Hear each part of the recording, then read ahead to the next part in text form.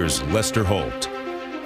Good day, everyone. President Biden is about to speak from the White House about his COVID relief plan, which he signed into law just yesterday. The bill costs $1.9 trillion, provides aids to states, small businesses, and families, including $1,400 checks to many Americans.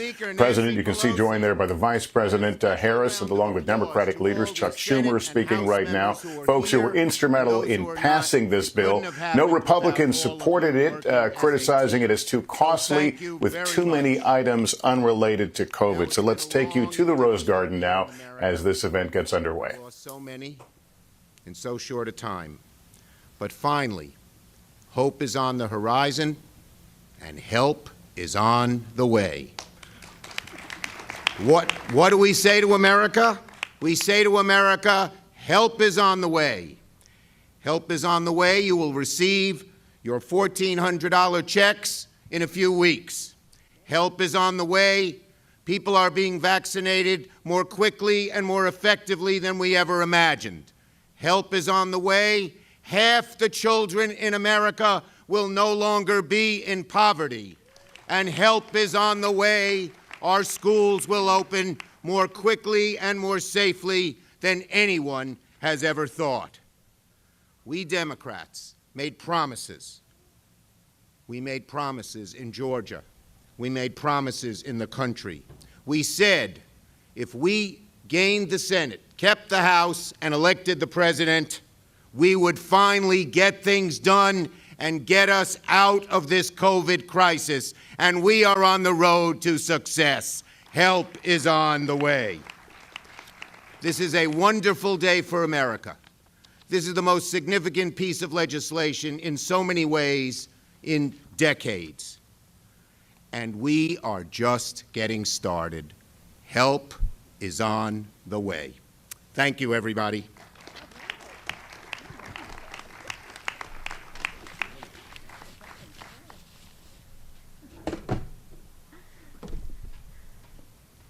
Thank you so much. Good afternoon. Good afternoon in the Rose Garden. Thank you, Mr. President. Madam Vice President, an honor to be with you and to be with the Majority Leader of the Senate, Chuck Schumer. I join him in acknowledging our members who are here, many chairs of committees, members of our leadership, because without all of you, this would not have happened. And it certainly would not have happened without Joe Biden as President of the United States.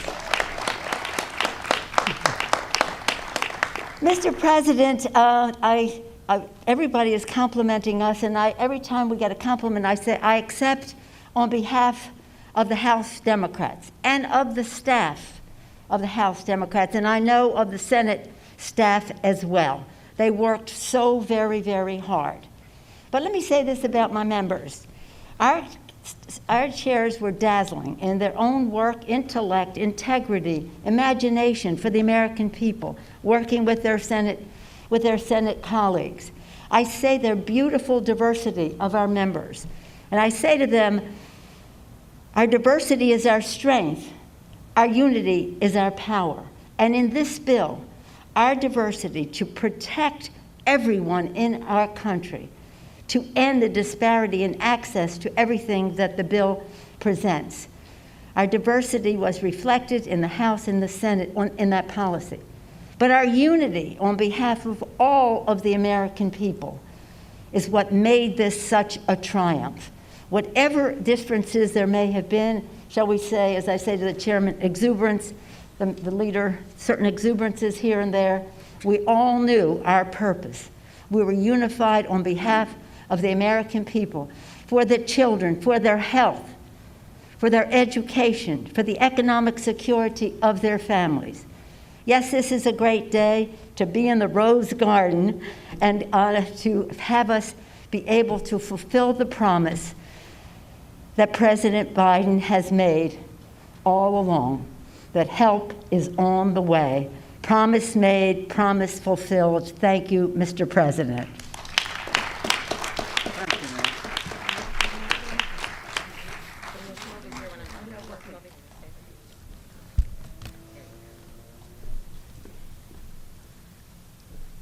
Thank you, Madam Speaker, and Mr. Majority Leader. and America. The President promised help is on the way, and today, help has arrived. Help has arrived for the workers who lost their jobs. Help has arrived for the students who've been stuck at home. Help has arrived for the families that have struggled to put food on their table, and for the small businesses that have struggled to keep their doors open. Help has arrived, America.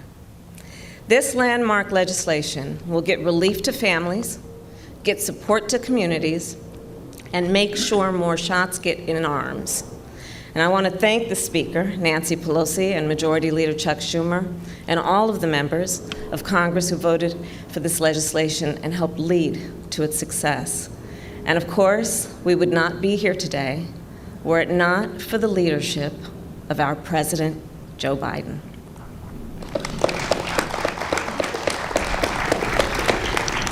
And I just want to say something about the President. From the beginning of this, Joe said, we got to tell the stories. We got to tell the stories. We got to show that we understand what the people are experiencing and what they need. And I've been in rooms with Joe when it's just he and I. I've been in rooms with Joe when it's just a small group of our team or when the cameras are there, and he's the same person every time. And he's always talking about what do the people need. And you know, when the President and I were preparing to take office, we knew what we were up against. So we started working on a plan, this plan, the American Rescue Plan. And Mr. President, from the very start, you sought the people out. You asked them, as only Joe can do, how you doing? You listened to what they said, and you remembered what they said. And every day, in every meeting, you reminded us who we were doing this for, the American people, and in particular, the American people who were hurting the most, the workers who have been out of a job for 6 months to a year, the families that lost a loved one, the communities that have been torn apart by this deadly virus. You, Mr. President, have carried a card in your breast pocket with the number of those Americans who have died from COVID-19. Every day he carries that card, literally keeping their memory close to your heart. You have grieved, Mr. President, out loud with our nation, mourning the loss of so many extraordinary Americans. Your empathy has become a trademark of your presidency and can be found on each and every page of the American Rescue Plan. Joe Biden, Mr. President, you had a vision, you had a purpose, and you had faith that the American people, regardless of who they voted for, would support this plan, simply because it will help. You had faith that Congress would pass this plan simply because it is the best thing for the American people. And you put in the work to make it happen, to get relief directly to the American people. And we've both served in the Senate, so we know there's rarely been a bill that's so concrete and tangible. Mr. President, people will feel and they will see what we all did here. They will see the checks in their bank accounts. They will see the child tax credits when they file their taxes, when they return to work, when they return to school, when they reopen their businesses, when they hug their grandchildren for the first time in a year. Americans will see what we did here, what you did, Mr. President, and they will feel the impact of this bill for generations to come.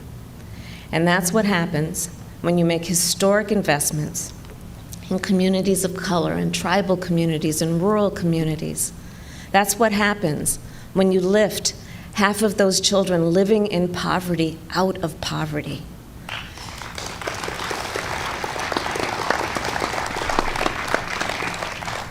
Because of you, Mr. President, help has arrived, and on behalf of our nation, Thank you. And it is now my great, great honor to introduce the President of the United States of America, Joe Biden.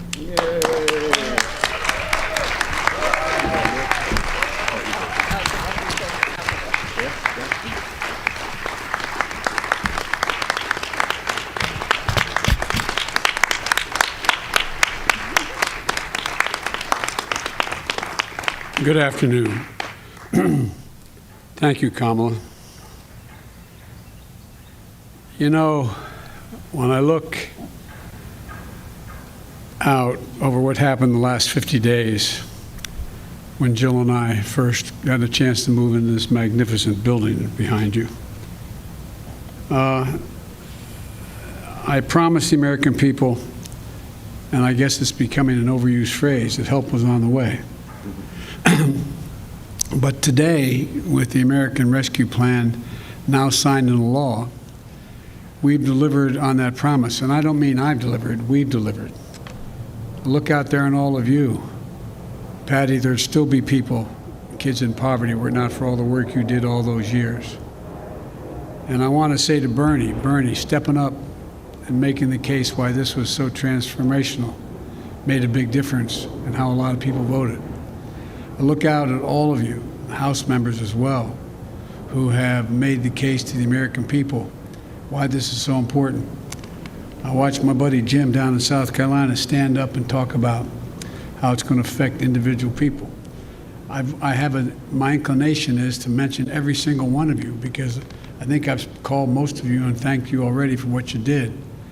I even called Pallone. He wasn't there, though. He was on the other side of the river. We joke all the time. He's in New Jersey. I'm in Delaware. I keep reminding him Delaware owns the Delaware River up to the high water mark in New Jersey. But all kidding aside, I want to thank you all. I want to thank particularly the Speaker, who from day one, from the very first day I got the nomination, was supportive in ways that are hard for me to describe. And, you know, I served a long time in the United States Senate, longer than anybody if I was still there at the time other than Pat. And if I were still in the Senate, I'd be Senator pro tem, because I was 2 years ahead of Pat. But all kidding aside, we've served with a lot of great majority leaders. But I never saw anybody handle such a controversial, consequential piece of legislation that was right on the edge than Chuck Schumer. I owe you, Chuck. You did an incredible job. And look, and to the members of the House and Senate, thanks for making this happen. You made it happen. As I said, I served 36 years in the Senate. I know how hard it is to pass major consequential legislation, particularly when we only have such minor, small majorities in both houses, Steny. You've done an incredible job. And Nancy and Chuck, I have to say that I agree with many of the columnists that have commented on this legislation. What you shepherded through the Congress not only meets the moment, it does even more. It's historical, and they call it transformational.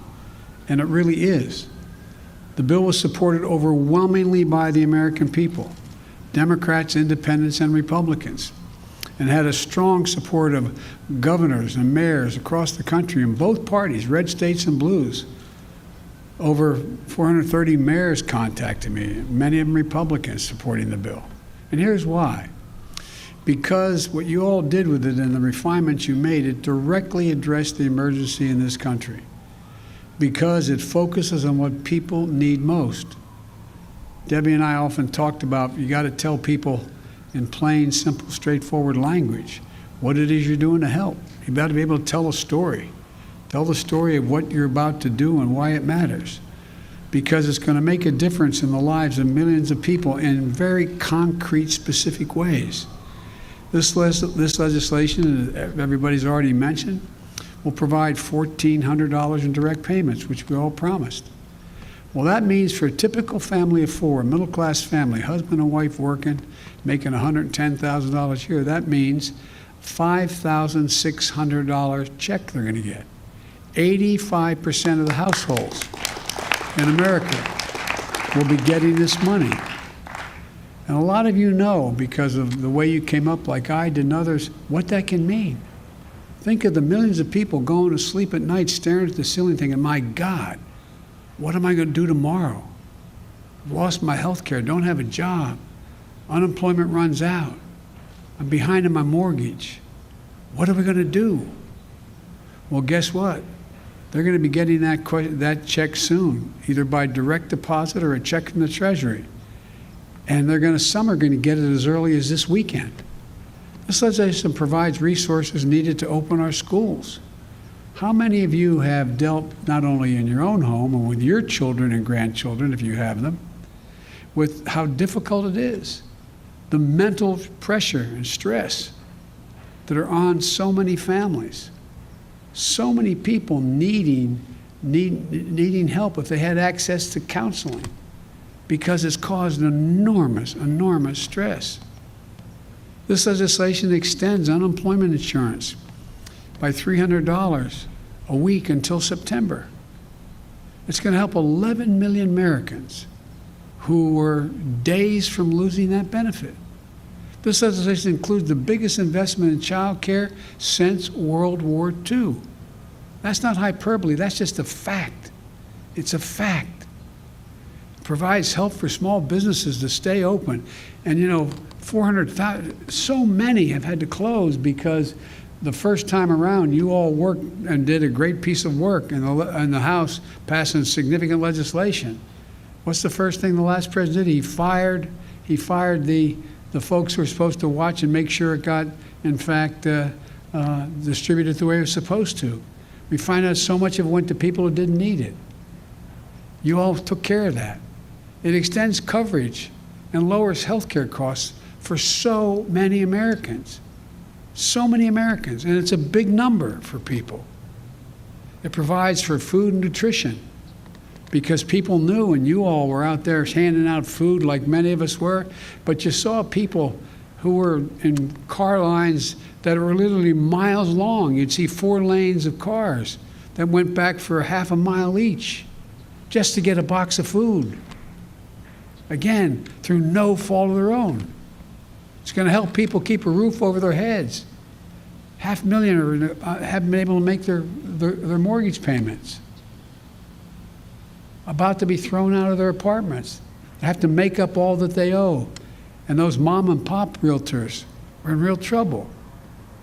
It's going to cut child poverty in half I've talked to so many of you. Rosa, you and I have spent so much time on this. But you guys, you, Patty, and others are the ones who have been leading this for so long. And it's finally coming to fruition. And the American people understand it.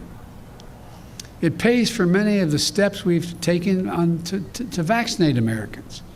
We're going to be in a position where, because of what you all did and passed, we had the money to go out and literally purchased hundreds of millions of vaccines, and then go out and make sure we had enough vaccinators. Vaccines, one thing, to get the vaccine in a vial, out of that vial and into a needle, and needle into someone's arm. Took tens of thousands of people. And because of you, we were able to mobilize the military. We were able to mobilize FEMA. I was able, by executive order, to allow former docs and nurses to come back and be able to engage in this activity. And one of the things that we said in the beginning that no one thought that I was being straight about was, I said, this is going to create, we have to spend this money to make sure we have economic growth, unrelated to how much it's going to help people. Well, guess what? Every single major economist out there, left, right, and center, supported this plan. Even Wall Street agreed. According to Moody's, for example, by the end of this year, this law alone will create 7 million new jobs. 7 million.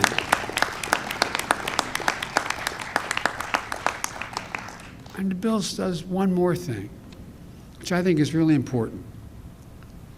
It changes the paradigm. For the first time in a long time, this bill puts working people in this nation first. It's not hyperbole, it's a fact. For too long, it's been the folks at the top. They're not bad folks. A significant number of them know they shouldn't be getting the tax breaks they had. but it put the richest Americans first who benefited the most. And the theory was, we've all heard it, and especially the last 15 years, the theory was cut taxes and those at the top, and the benefits they get will trickle down to everyone. Well, you saw what trickle down does. We've known it for a long time, but this is the first time we've been able to, since the Johnson administration, and maybe even before that, to begin to change the paradigm. We've seen time and time again that that trickle down does not work. And by the way, we don't have anything against wealthy people. You got a great idea, you're going to go out and make millions of dollars, that's fine. I have no problem with that. But guess what? You got to pay your fair share. You got to pay some, because guess what? Folks who are living on the edge, they're paying. And so, again, all it's done is make those at the top richer in the past and everyone else falling behind. This time, it's time that we build an economy that grows from the bottom up and the middle out. The middle out. And this bill shows that when you do that, everybody does better. The wealthy do better. Everybody does better across the board. If that's our foundation, then everything we build upon will be strong, a strong foundation. Our competitiveness around the world, the jobs here at home, the health and quality of our lives. That's what the American Rescue Plan represents. It's all about rebuilding what I've been saying, and Bernie and a lot of others are saying, the backbone of this country. The backbone of this country are hard-working folks, middle-class folks, people who built the country. And I might add, I think unions built the middle class. And it's about creating opportunity and giving people a fair shot. That's really all and everything it's about. In the coming weeks, Jill and I, and Kamala and Doug, and our cabinet, with all of you, members of Congress, we're going to be traveling the country to speak directly to the American people about how this law is going to make a real difference in their lives and how help is here for them.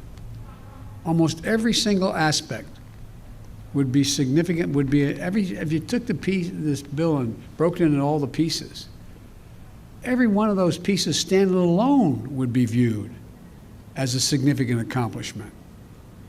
But it's all the work you've done for years to try to get us there.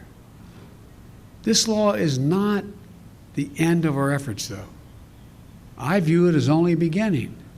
As we look, one of the things that I've been most worried about, and I think you all have too, especially those of us that have been around for 100 years like me, is you've watched people lose confidence in government. Just lose confidence in that we tell the truth.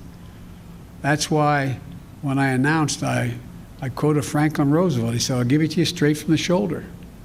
The American people can handle anything if you tell them the truth." And they really can. Just give it straight from the shoulder. And when we do something right, we're going to make a case for it. And when I make a mistake, I'm going to own up to it and say, it was me. I made a mistake. And I said last night, this is not over. Conditions can change. We're not finished yet. Conditions can change. The scientists have warned us about new variants of this virus. And the devil is in the details of implementing this legislation. I know from experience when the president turned to me like I haven't done to the vice president yet and said, take care of it. You take care of implementing the plan. But she could do it. But I remember being given the dubious distinction of having to implement the Recovery Act back when we came into office, Barack and I. I spent literally 4 or 5 hours a day for 6 months. I talked to over 160 mayors, probably more than 2 or 3 times, every governor save one who was looking at from Alaska to Russia, and making sure that we're in a situation where we talk to everybody. But it takes, the devil's in the details. It's one thing to pass the American Rescue Plan. It's going to be another thing to implement it. It's going to require fastidious oversight to make sure there's no waste or fraud, and the law does what it's designed to do. And I mean it. We have to get this right. Details matter. because we have to continue to build confidence in the American people that their government can function for them and deliver. So there's a lot of work for all of us left to do, but I know we'll do it. To every American watching, help is here, and we will not stop working for you. Together with you, we are showing it's possible to get big, important things done. That's what America does. It tackles hard problems. And how we do, look, it's how we do have it within ourselves to come out of this moment, which we've been saying, a lot of us have been saying for a long time, more prosperous, more united, and stronger than we went in. That's where we have a chance to be. That's what we're going to be able to do. And it's really critical. It's really critical to demonstrate, not Democrat, Republican. It's critical to demonstrate that government can function and deliver prosperity, security, and opportunity for the people in this country. And as my grandfather used to kiddingly say, with the grace of God, the good little neighbors, and the creek not rising, that's exactly what we're going to do. God bless you all. Thank you for all you did, and may God protect our troops. Thank you. I wish I could come out and shake hands with every one of you, but next time it won't be so far apart. Thank you, thank you, thank you, thank you. Appreciate it. All right. President Biden, Democrats taking a political victory lap at the passage of the American Rescue Plan signed into law yesterday. I don't think the president's going to take any questions. But no, not in this case. But Democrats clearly reaping the fruits of control in Washington with the passage of that plan with no Republican votes. I want to go to White House Chief Correspondent Peter Alexander for us. Peter, I use the term victory lap. It, in fact, will be another trip around the track as they continue to cement this now with the American people.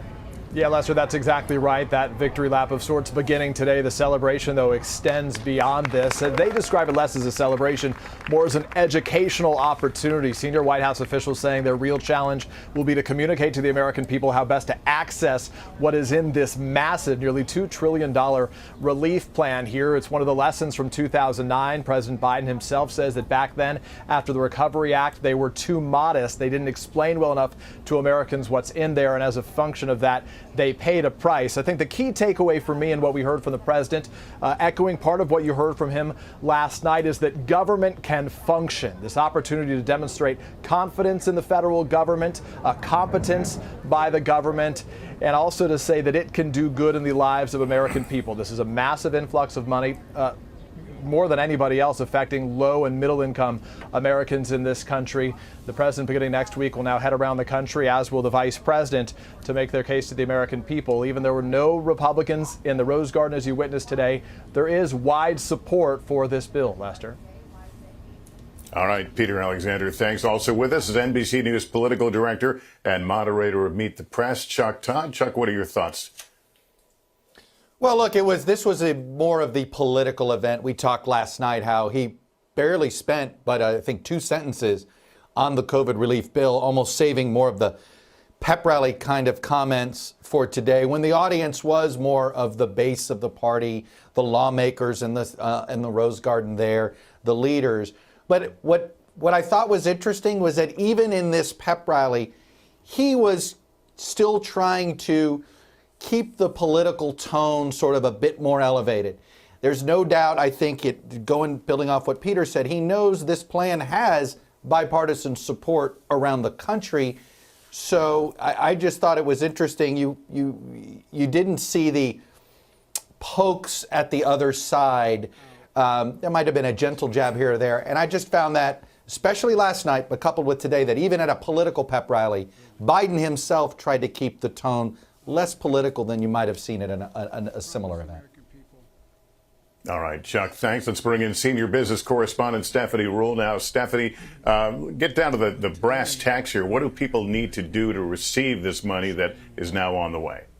We've delivered on that promise. Well, to get those direct payments, people are going to have to file their taxes. Specifically, this is based on what people made in 2020. But what we're going to see in the coming weeks from the Biden administration is less of a tour to get support from this and more to the point earlier, instruct people. With $1.9 trillion, it's essential for the American people to understand the mortgage, the rent relief, the changes to the healthcare system. This is a massive amount of money, but it's important to remember that it's short term. It's going to run out. So things like the expanded child tax credit is more like a test balloon that we could see months from now Democrats trying to push to make permanent into tax law. That expanded tax credit for children is likely going to be $300 per child for low and middle income families. It could be a game changer. It's just a short-term change, and Democrats would like a lot of this to be long-term. All right. Stephanie, thank you. We'll have full details coming up on NBC Nightly News. I'm Lester Holt. I'll see you then. In the meantime, good day, everyone.